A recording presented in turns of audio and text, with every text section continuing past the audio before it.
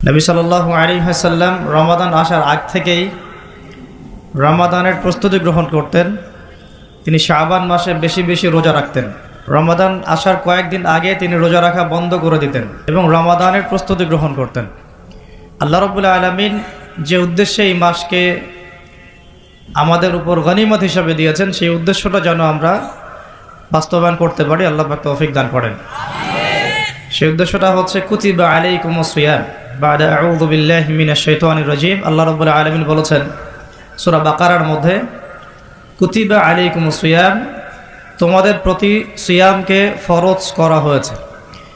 কুতিবা মানে অবধারিত করা হয়েছে, ম্যান্ডেটরি করা হয়েছে, অপশনাল না, ইচ্ছা হইলেও রাখবা ইচ্ছা হইলেও রাখবা না এমন নয়। সিয়ামকে ফরজ করা হয়েছে কামা কুতিবা আলাল্লাযীনা মিন ক্বাবলিকুম, ঠিক যেভাবে তোমাদের পূর্ববর্তী উম্মতের উপরেও সওমকে ফরজ করা হয়েছিল। জানলাম সওম আমাদের উপরে ফরজ, জানলাম এই ফরজ আল্লাহ করেছেন, জানলাম এটা আমাদের উম্মতের উপর নতুন ফরজ নয়। এরকম সওম আগের উম্মতের উপরেও কে ছিল।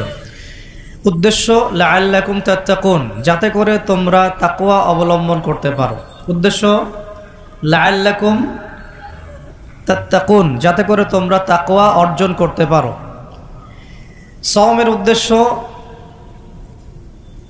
লোক দেখানো আমল নয়, সওমের উদ্দেশ্য না খেয়ে থাকা নয়, সওমের উদ্দেশ্য পানি না খেয়ে থাকা নয়, স্ত্রী সহবাস ছেড়ে দেয়া না।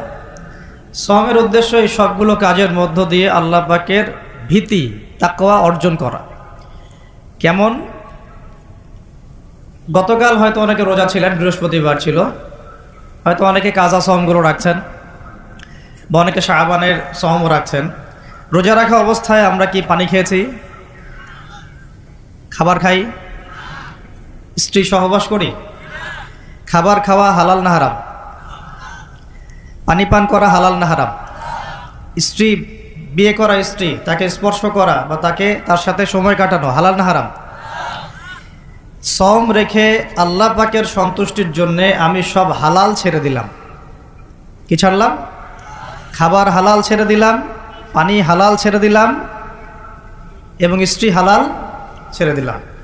তো যে হালাল আমি আল্লাহ রাব্বুল আলামিনের সন্তুষ্টির জন্য ছেড়ে দিলাম, সেই সওম রেখে কি আমি আল্লাহর হারামে লিপ্ত হতে পারি? এবং যতক্ষণ আমরা সওমরত অবস্থায় থাকি, আমরা কি ইচ্ছা করলে খেতে পারি না, চুপ করে পানি পান করতে পারি না, এবং চুপ করে স্ত্রীর সাথে সহবাসও করতে পারি, কেউ দেখার নাই? দেখার আছে? কেন করি না? যে কারণে করি না ওই কারণটার নাম হলো তাকওয়া। বুঝাতে পারতেছি?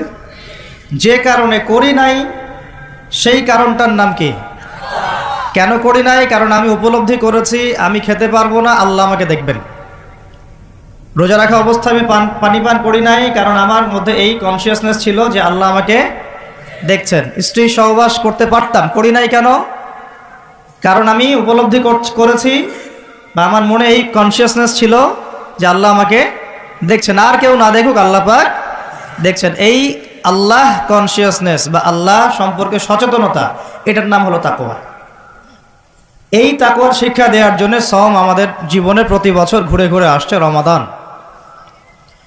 এখন যে সওম রেখে আমরা আল্লাহ পাকের হালাল ছেড়ে দিলাম এই চিন্তা করে যে আল্লাহ আমাকে দেখছেন, আল্লাহ আমাকে শুনছেন, সেই সওম রেখে কেউ কি আল্লাহর হারামে লিপ্ত হতে পারবে? হলে কি রোজা এবং রমাদানের হক আদায় হবে? কথা কি বোঝা যাচ্ছে? তাহলে এই হাদিসটা একটু শুনি। নবী সাল্লাল্লাহু আলাইহি ওয়াসাল্লাম বলেছেন, সেই ব্যক্তির না খেয়ে থাকায় এবং সেই ব্যক্তির পানি পান না করায় আল্লাহ পাকের কিছুই আসে যায় না। যে ব্যক্তি রোজা রেখে মিথ্যা বলা ছাড়তে পারে নাই, অশ্লীলতা ছাড়তে পারে নাই, হারাম ছাড়তে পারে নাই, সেই ব্যক্তির না খেয়ে থাকায়, সেই ব্যক্তির পানি পান না করায়, সেই ব্যক্তি যে স্ত্রী সহবাস করলো না, এগুলোতে আল্লাহ পাকের কিছুই যায় আসে না। যে ব্যক্তি রোজা রেখে মিথ্যা বলল, অশ্লীলতা প্রদর্শন করলো, অথবা গীবত করলো, অথবা আল্লাহ পাকের কাবায়ের ফাওয়াহিশে লিপ্ত হলো, তার মানে কুতিবা আলাইকুমুস সিয়াম কামা কুতিবা আলাল্লাযীনা মিন ক্বাবলিকুম লাআল্লাকুম তাত্তাকুন, এটা অর্জন করতে হলে রোজা রেখে আমাকে আল্লাহ পাকের সমস্ত হারাম ছেড়ে দিতে হবে। যে হালাল স্ত্রী আমি ছেড়ে দিলাম, সেই রোজা রেখে আমি হারামভাবে কোনো মেয়ের সাথে কথা বলতে পারি, অ্যাফেয়ার করতে পারে, কফি শপে বসতে পারে, বাইকে ঘুরতে পারে, জিনা করতে পারে? রোজা রাখার অর্থ হচ্ছে আল্লাহর সব হারাম ছেড়ে দেওয়া। এটাই রোজার শিক্ষা, লাআল্লাকুম তাত্তাকুন। আমরা প্রত্যেক বছর এই আয়াতের উপর বয়ান করি, খুতবা হয়, মিম্বর থেকে জুমার খুতবায় এই আলোচনাটা হয়। মূল কথাটা হচ্ছে এই উপলব্ধিটা আনা, আনতা আবুদুল্লাহ কাআন্নাকা তারাহ, তুমি এমনভাবে আল্লাহর ইবাদত করো যেন তুমি আল্লাহকে দেখতে পাচ্ছ। আল্লাহ আমাদের সামনে থাকলে বা আমরা যদি আল্লাহকে দেখতে পারতাম, আমরা কি বেনামাজি থাকতে পারতাম? আমরা কি সুদ খাইতে পারতাম? আমরা কি মেয়ের সাথে জেনা করতে পারতাম? সমকামিতার প্রমোশন দিতে পারতাম? ট্রান্সজেন্ডারের শরীফ শরীফা পাঠ্যপুস্তকে আনতে পারতাম? আমরা কি আল্লাহ পাককে যদি দেখতাম বেনামাজি থাকতে পারতাম? ঘুষখোর হইতে পারতাম? দুর্নীতিবাজ হইতে পারতাম? মানুষের হক নষ্ট করতে পারতাম? আল্লাহ নবীজি বলছেন, আনতা আবুদুল্লাহ কাআন্নাকা তারাহ, তুমি এমনভাবে আল্লাহর ইবাদত করো যেন তুমি আল্লাহকে দেখছো। সুবহানাল্লাহ। এই চেতনা আসলে মানুষ হারামে লিপ্ত হতে পারবে না। হলেও তওবা করে ফিরে আসবে। হলেও কি করবে? সাথে সাথে তওবা করে ফিরে আসবে। আর ওয়াইল্লাম তাকুন তারাহু, তুমি যদি আল্লাহকে দেখতে না পারো, ফাইন্নাহু ইয়ারাক, জেনে রাখবা আল্লাহ তোমাকে দেখছেন। ঠিক যে উপলব্ধিটা আমরা রোজা রেখে অর্জন করি। আমরা খাই না, আমরা পানি পান করি না, তৃষ্ণায় গলা ফেটে যাচ্ছে, প্রচণ্ড রোদ, ক্ষুধায় পেট চোচো করতেছে, খাই কেন? খাই না কারণ আমরা উপলব্ধি করি আল্লাহ পাক আমাদেরকে দেখছেন। কেউ না দেখুক আল্লাহ দেখবেন। গোসল করার সময় পানি খাইতে পারতেছি না। তো এই চেতনাটা শিক্ষা দেওয়ার জন্যে রমাদান প্রতি বছর ঘুরে ঘুরে আসে। আল্লাহ পাক বলছেন, কুতিবা আলাইকুমুস সিয়াম কামা কুতিবা আলাল লাযিনা মিন ক্বাবলিকুম, এটা তোমাদের উপরে এখন ফরজ করা হয় নাই, তোমাদের আগের উম্মতের উপরেও ফরজ করা হয়েছিল, লাআল্লাকুম তাত্তাকুন, যাতে করে তোমরা তাকওয়া অবলম্বন করতে পারো। আর তাকওয়া সম্পর্কে নবীজি আরো একটা হাদিসে বলেছেন, আর তাকওয়া ও হা হুনা, তাকওয়া হা হুনা বলতে তিনি বুকের দিকে ইশারা করছেন, মানে তাকওয়া আপনার লেবাস পোশাকে না। আমি পাগড়ি জুব্বা পরে বসে আছি মানে এই না যে আমি আপনার চেয়ে বেশি মুত্তাকি, যদিও এটা তাকওয়ার পোশাক। মুত্তাকি মানুষরা ঢিলাঢালা পোশাক পরবেন, নবীর সুন্নত অনুসরণ করবেন, এটা একটা বৈশিষ্ট্য।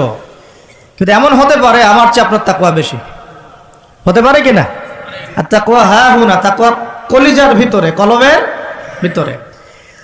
ওই আলহাজ টাইটেল লাগালেই যেমন জান্নাতে যাওয়া যাবে না, শুধু আলহাজ টাইটেল লাগালে কি জান্নাতে যাওয়া যাবে?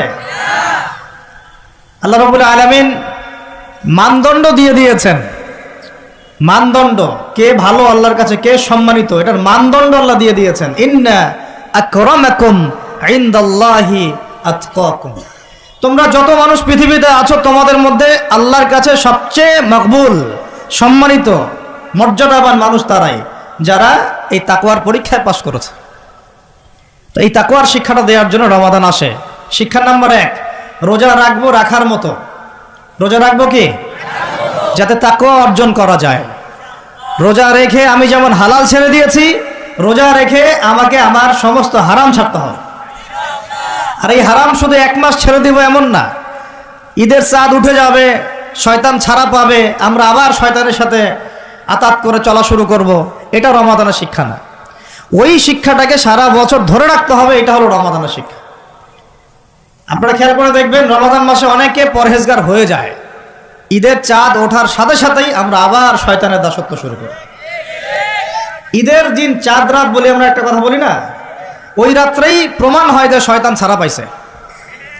যেভাবে ধুমধারাক্কা গান বাজনার, বেলাল্লাপনার, পিকনিক টিকনিক এগুলো হয়, বোঝা যায় শয়তান এতদিন বন্দী ছিল 1 মাস, এখন ছাড়া পাইছে। তো 1 নাম্বার নসিহত, রোজা রাখতে হবে রাখার মতো, যে রোজা আমাকে তাকওয়ার শিক্ষা দিবে। আল্লাহ পাক আমাদেরকে এইভাবে রোজা রাখার তৌফিক দান করেন। 2 নাম্বার, আল্লাহ পাক তার আগে একটা কথা বলে নেই, এটা পরে ভুলে যাবো আর কি। এই যে শুনলেন কুতিবা আলাইকুমুস সিয়াম, কুতিবা আলাইকুমুস সিয়াম, শুনছেন? অনেকে তো জানে, এখানে তালেবে ইলম অনেকে আছেন, ওলামায়ে কেরামও আছেন, তাদেরকে ওয়াজ করার কিছু নাই আমার, আমি সাধারণ মানুষের জন্য বলছি।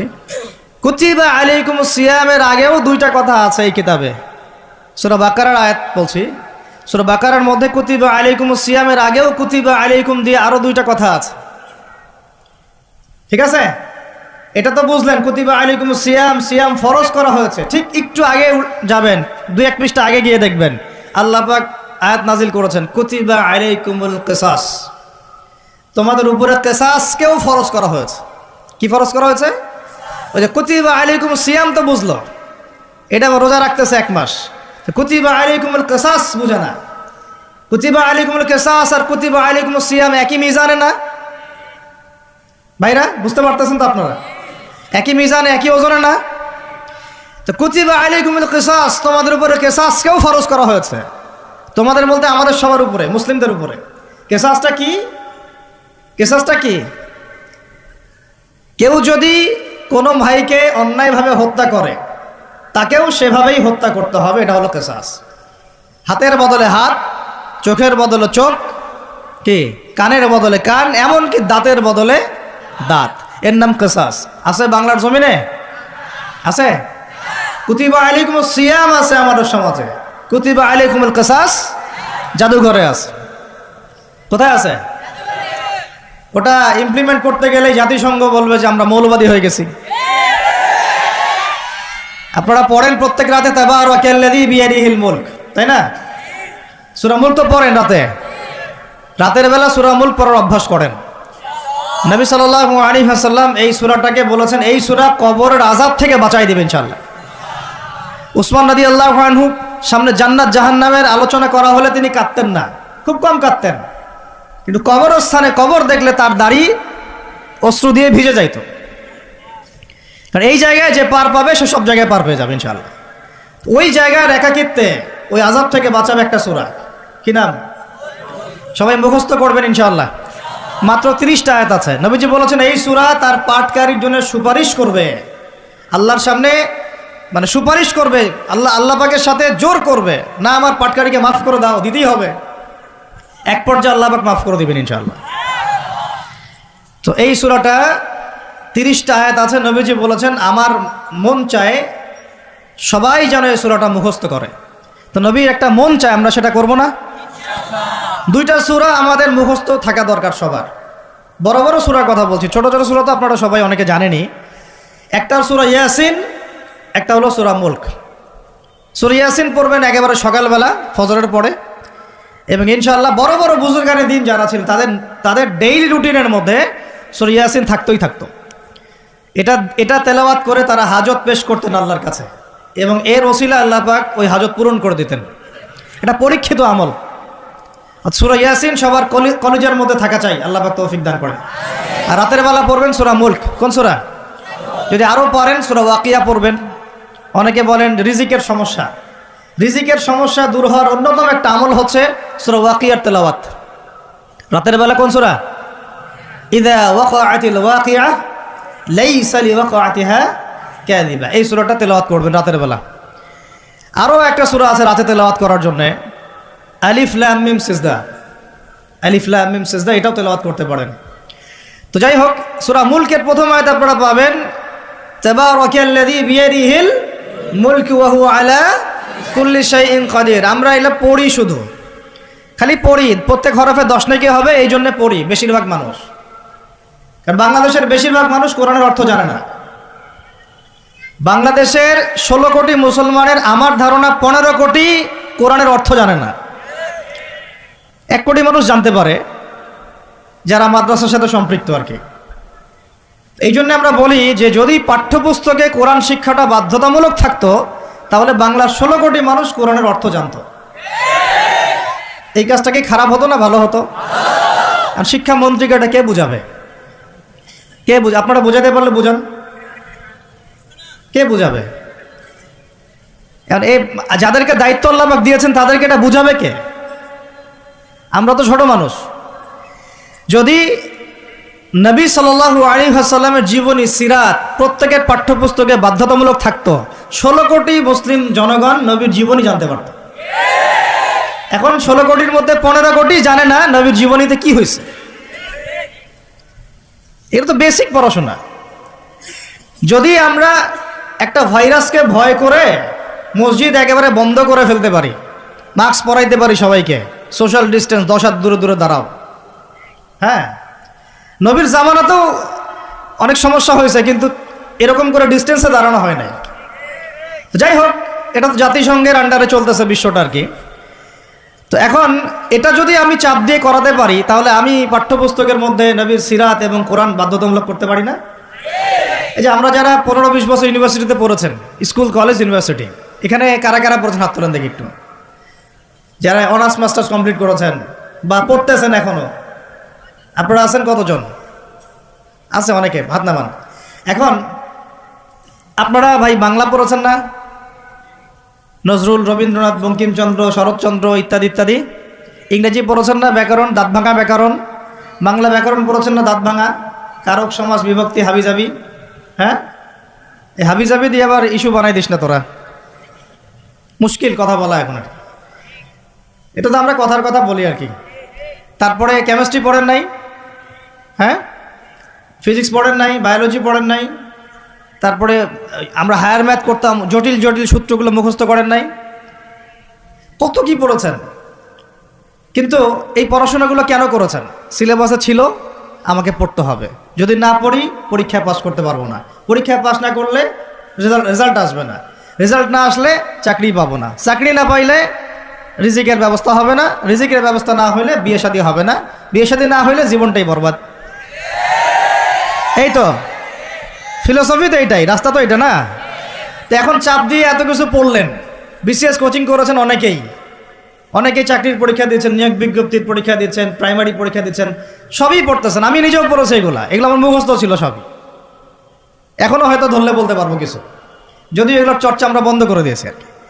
আর কথা হচ্ছে, একটা রিজিকের সোর্সের জন্য আমি যে 15 বছর এই পড়াশোনাগুলো করলাম, যদি আমার সিলেবাসের মধ্যে কোরআন থাকতো, হাদিস থাকতো, নবীর সিরাত থাকতো, তারপরে ধরেন সাহাবীদের জীবনী থাকতো, ইসলামের ইতিহাস থাকতো, বেসিক ফিকহ আকীদা থাকতো, আমি কি বাধ্য ছিলাম না এগুলো পড়ে পরীক্ষা দেওয়ার জন্য? তখন আমাদের এই জেনারেশনের ইসলামিক শিক্ষায় উন্নতি হইতো না? সব কিছু দাওয়াত দিয়ে হয় না, অনেক কিছু উপরের লেভেল থেকে চালু করতে হয়, তাহলে জনগণ সেটা মেনে নিতে বাধ্য থাকে। এই রমজান মাসে দেখবেন বাজারে অনেক সিন্ডিকেট হবে, আপনি এগুলো মিষ্টি মিষ্টি কথা বলে এগুলো বন্ধ করতে পারবেন না। যখন এরকম দুর্নীতিগুলো হবে বাজারে, মার্কেটে, ধরবেন, মোবাইল কোর্ট বসাবেন, 6 মাসের জন্য ঢুকাবেন, পারলে একটা করে আঙ্গুল দিবেন কাইটা, তারপর দেখবেন সব সিধা হয়ে গেছে। সব কিছু দাওয়াত দিয়ে আর ওয়াজ করে হয় না, একটা সিস্টেম থাকে। আমি বলি কি, একটা বিষয় বুঝেন, একটা জিনিস হচ্ছে, একটা বিষয় হচ্ছে প্রাকৃতিকভাবে উৎপন্ন হচ্ছে কিছু জিনিস, আর আপনি একটা ফ্যাক্টরি দিয়েছেন, ফ্যাক্টরি থেকে উৎপাদন বাড়বে না কমবে? আপনি হাতে উৎপাদন করতেছেন একটা জিনিস, মনে করেন কাপড়ে পাঞ্জাবি জুব্বা, আর জুব্বার একটা ফ্যাক্টরি দিয়েছেন, উৎপাদন কোথায় বেশি হবে? রাষ্ট্র হচ্ছে সেই ফ্যাক্টরি যেটা সব দিক থেকে উৎপাদন বাড়াতে পারে। আমরা দাওয়াত দিচ্ছি এখন ইন্ডিভিজুয়ালি, ব্যক্তিগতভাবে একে একে মানুষ চেঞ্জ করার দাওয়াত দিচ্ছি আমরা। এখন বুঝাতে পারতেছি পার্থক্যটা? যে আয়াত থেকে এইদিকে চলে আসছি, তাবারাকাল্লাযী বিয়াদিহিল মুলক, তাবারাকাল্লাযী বরকতময় সেই সত্তা, মহা পবিত্র মহা বরকতময় সেই সত্তা। কোন সত্তা? বিয়াদিহিল মুলক, যার হাতে আছে সার্বভৌমত্ব। মুলক মানে কি? রাজত্ব, ক্ষমতা বা সার্বভৌমত্ব। রাজত্ব, ক্ষমতা বা সার্বভৌমত্ব, 3টা শব্দ বললাম, ডিকশনারিতে চেক করে দেখেন মূল শব্দের অর্থ কি। আবার বলতেছে তাবারাকাল্লাযী, বরকতময় সেই সত্তা, মানে কে? মহাবিশ্বের একমাত্র স্রষ্টা আল্লাহ রাব্বুল আলামিন, তিনি বরকতময়। বিয়াদিহিল মুলক, যার হাতে কি আছে? রাজত্ব অথবা ক্ষমতা অথবা সার্বভৌমত্ব, বা ইংরেজি দিয়ে বললে আমরা বলি সভরেন্টি। কি বলি? সভরেন্টি। ওয়া হুয়া আলা কুল্লি শাইইন কাদির, এবং আল্লাহ পাক সমস্ত বিষয়ের উপরে কি? কর্তৃত্বশীল, ক্ষমতাবান। এখন এই আয়াতটা মহাবিশ্বের সব গ্রহে প্রযোজ্য হচ্ছে, বাংলাদেশে আর বিশ্বে প্রযোজ্য হচ্ছে না। বুঝাচ্ছি কিভাবে? বলবেন যে এটা আবার কেমন কথা বলবেন, শুনেন বুঝাচ্ছি। মহাবিশ্বে 7 আসমান আছে না? এটা তো জানেন, 7টা আসমান আছে। তারপরে প্রত্যেক আসমানে অসংখ্য গ্রহ নক্ষত্র আছে, গ্যালাক্সি আছে, ছায়াপথ আছে, তারপরে একটা গ্যালাক্সির মধ্যে অনেকগুলো সৌরজগৎ আছে। ওই একটা গ্যালাক্সির অসংখ্য সৌরজগতের কোনো একটা সৌরজগতের বাসিন্দা হচ্ছে আমরা। ওই সৌরজগতের মধ্যে এই যে আমাদের 10-12টা গ্রহ আছে, সেই গ্রহের কোনো একটা দেশের কোনো একটা কি জেলার কোন একটা শহরের কোন একটা মাঠে বসে আপনি এখন এই বয়ান শুনতেছেন। কথা বুঝতে পারতেছেন? আর পুরো মহাবিশ্ব 7 আসমানে নবী সাল্লাল্লাহু আলাইহি ওয়াসাল্লাম বলছেন, মেরাজের রাতে আমি দেখেছি একটা বিঘত, এতটুকু বিঘত মানে 1 টক্কর জায়গা ফাঁকা নাই যেখানে আল্লাহর কোনো ফেরেশতা দাঁড়িয়ে বসে বা সেজদারত অবস্থায় আল্লাহর ইবাদত করতেছে না। তাহলে পুরো মহাবিশ্বে কার রাজত্ব চলতেছে? এখন এই পৃথিবীর দিকে তাকান, আমরা বললাম তাবারাকাল্লাযী বিয়াদিহিল মুলক, আল্লাহর হচ্ছে সার্বভৌমত্ব ক্ষমতা কার? আল্লাহর। কিন্তু এখন জমিনের দিকে আপনি তাকান, এই বিশ্বের সার্বভৌমত্ব চলতেছে জাতিসংঘের। কার? এই বিশ্বের রাজনৈতিক মোড়ল জাতিসংঘ। আপনি ইসলামিক বিধানের কথা যতই বলেন তারা মানবে না, সোজা কথা। আপনি যদি বলেন কোরআন এবং হাদিস এবং সর্বশেষ নবী মুহাম্মদ সাল্লাল্লাহু আলাইহি ওয়াসাল্লাম আমাদেরকে এইগুলো দিয়ে গেছেন, আল্লাহ পাক এইগুলো নাজিল করছেন, আসেন এগুলোর আলোকে বিশ্ব করি, ওরা মানবে না। বরং ওরা আপনার উপর যুদ্ধ ঘোষণা করবে। কি করবে? এ হচ্ছে এই বিশ্বের সবচেয়ে বড় তাগুত, সবচেয়ে বড় কাফের, সবচেয়ে বড় মুশরিক, সবচেয়ে বড় মুনাফিক। ও যদি বলে যে কোরআন বাদ দিতে হবে, আমার মাথায় যে বুঝ আসে ওই বুঝ অনুযায়ী চলবো, তাহলে সারা বিশ্ব বলবে হ্যাঁ এটাই ঠিক। নাউজুবিল্লাহ। অর্থনৈতিক মোড়ল সে যদি বলে আল্লাহ পাক কোরআনে সুদ হারাম করছেন, তো কি হয়েছে? আমাদের ব্যাংকিং সিস্টেম চলবে সুদের উপর, সারা বিশ্ব বলবে এই যে সামি'না ওয়া আতা'না, ইয়েস স্যার, শুনলাম মানলাম। কথা বুঝেন না আমার? ও সারা বিশ্বকে যদি বলে ওদের ব্যাংকিং সিস্টেম, যে প্রত্যেকটা ব্যাংকিং সিস্টেম চলবে সুদ ভিত্তিক, আল্লাহ কোরআনে হারাম করুক আর হালাল করুক দেখার দরকারই নেই আমাদের। নাউজুবিল্লাহ। মানলে ইচ্ছা হইলে মারেন, না ইচ্ছা হইলে আমরা বোম মেরে উড়াই দেব। ইচ্ছা হইলে মারেন, না হলে কি একেবারে দিব শেষ করার জন্য অনেক অস্ত্র আছে ওদের। যারা পলিটিক্যাল অ্যাফেয়ার্স ঘাটাঘাটি করেন তারা জানেন এদের 72টার মতো অস্ত্র আছে। ইকোনমিক স্যাংশন একটা অস্ত্র, চাপ প্রয়োগ করা একটা অস্ত্র, বিল পাস করা একটা অস্ত্র, নেগোশিয়েট করা একটা অস্ত্র, অন্যকে দিয়ে চাপ দেওয়া হবে একটা অস্ত্র। এগুলো অস্ত্র করতে করতে সর্বশেষ অস্ত্র হচ্ছে একেবারে ওই আফগানিস্তান বানায় ছেড়ে দিবে, একেবারে ওই ইরাক বানায় ছেড়ে দিবে, একেবারে ওই সিরিয়া বানায় ছেড়ে দিবে, একেবারে ইয়েমেন বানায় ছেড়ে দিবে। ওটা সবচেয়ে বড় অস্ত্র। এই জন্যে আন্ডারে যারা আছে এরা সবাই স্যালুট মারে, ঠিক আছে আপনি যা বলবেন তাই। তো এই কারণে সারা বিশ্ব অর্থনৈতিক ক্ষেত্রে ও হচ্ছে এখন সুদভিত্তিক অর্থনৈতিক সিস্টেমের মোড়ল। যেই সুদ সম্পর্কে আল্লাহ পাক কোরআনে বলেছেন, যদি সুদ না ছাড়ো তাহলে আল্লাহ এবং তার রাসূলের সাথে যুদ্ধের ঘোষণা শুনে রাখ। কথা বুঝে যাচ্ছে না মনে হয়? আল্লাহ পাক কোরআনে বলছেন সুদ যদি না ছাড়ো, সুদ যদি তোমরা মুসলমানরা মুমিনরা না ছাড়ো, তাহলে আল্লাহর সাথে এবং রাসূলের সাথে যুদ্ধের ঘোষণা শুনে রাখো। সূরা বাকারা পড়েন। আল্লাহ পাক বলছেন, ইয়া আইয়ুহাল্লাযীনা আমানু ইত্তাকুল্লাহ ওয়া যারু মা বাকিয়া মিনার রিবা ইন কুনতুম মুমিনিন ফাইন লাম তাফআলু ফাআযানু বিহারবিন মিনাল্লাহি ওয়া রাসূলিহি। তাহলে আল্লাহ পাক এখানে বলছেন হারাম, যদি খাও তাহলে আল্লাহর সাথে যুদ্ধ করতেছো, নবীর সাথে যুদ্ধ করতেছো। ওরা বইলা দিল এটা ফরজ। কি এটা? তুই মানলে মান, না মানলে যা, তোর ব্যাপারে ব্যবস্থা আমরা পরে নিব। তাহলে আমরা এই পুরো বিশ্বে এখন কার সার্বভৌমত্ব চলতেছে? কোরআনে? জি না, কোরআন ওই তেলাওয়াত করার জন্য রেখে দেওয়া হয়েছে। কিসের জন্য? ঘরের কোনায় তেলাওয়াত করেন আপনি কোরআন, কোনো সমস্যা নাই। এই রমজানে প্রত্যেক দিন 1 খতম দিবেন, 30 দিন 30 খতম দেন, ওদের কিচ্ছু যায় আসে না। কথা বুঝাতে পারতেছি না মনে হয়? আপনি ব্যক্তিগত জীবনে কোরআন 30 দিন 30 খতম দেন, কিচ্ছু যায় আসে না এদের। কিন্তু কোরআনের এই যে মৌলিক বিধানগুলা, এগুলো আপনি বিশ্বে বাস্তবায়ন করতে পারবেন না এখন। কারণ সার্বভৌমত্ব এখন আমরা আল্লাহর হাত থেকে কেড়ে নেওয়ার চেষ্টা করে তাগুতের হাতে দিয়ে দিয়েছি। নাউজুবিল্লাহ। এই কারণে বিশ্বের উপরে গজব ঘুরতেছে। যে কোনো সময় আসবে ইনশাআল্লাহ, যে কোনো সময় আসবে, এটা আমরা নিশ্চিত। আল্লাহ রাব্বুল আলামিনের গজব আসবেই আসবে। আল্লাহ পাক বলছেন কেউ যদি সমকামিতা করে, কি করে? তার নবীর জবানে আল্লাহ জানাচ্ছেন ফাকতুলুল ফাইলা ওয়াল মাফউলা বিহি, তাহলে যে করবে আর যে সায় দিবে দুইটাকে হত্যা করবা। দুইটাকে কি করবা? অন্য হাদিসে বলছেন উরজুমুল আলা ওয়াল আসফালা মিনহুমা, উপরে যে আছে আর নিচে যে আছে দুইটাকে থেতলা করে দিবা পাথর নিক্ষেপ করে। কে বলছে এটা? আল্লাহ এবং তার রাসূল। এখন আপনি এটা পুরো বিশ্ব মোড়লদেরকে বোঝাতে পারবেন না। ওরা বলবে এটা বাক স্বাধীনতা, ব্যক্তি স্বাধীনতা। এটা কি? ব্যক্তি চাইলে মেয়েকেও ভালোবাসতে পারে, ব্যক্তি চাইলে ছেলেকেও ভালোবাসতে পারে, নাউজুবিল্লাহ। ব্যক্তি চাইলে মেয়ের সাথেও বিয়ে করতে পারে, ব্যক্তি চাইলে ছেলের সাথেও বিয়ে করতে পারে। এটা নিয়ে মৌলবাদীদের এত মাথা ব্যথা কেন? ওদের ভাষাটা এরকম। এটা নিয়ে মৌলবাদী তোমাদের ধর্মান্ধ তোমাদের এত মাথা ব্যথা কেন? তো এই হলো কোরআন হাদিস, আর এই হচ্ছে বিশ্ব। তাহলে বিশ্বে কি বিয়াদিহিল মুলক ওইটা চলতেছে? বুঝাতে পারি না, কথা বলে বুঝাতে পারতেছি না, মাথার উপর দিয়ে যাচ্ছে নাকি?